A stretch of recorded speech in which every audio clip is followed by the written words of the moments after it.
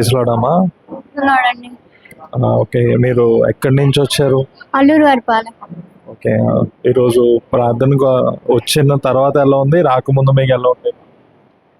రాకముందు నాకు TB jaundice అవి ఉన్నాయి, బాగా ఒళ్ళు నొప్పులు.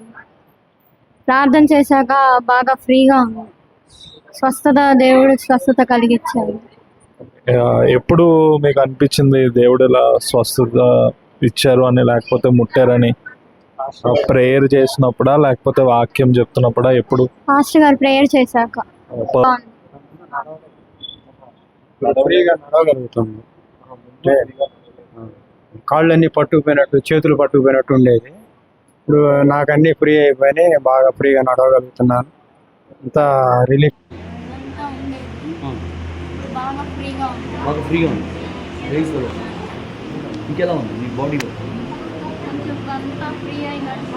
ఫ్రీ అయినట్టుంది.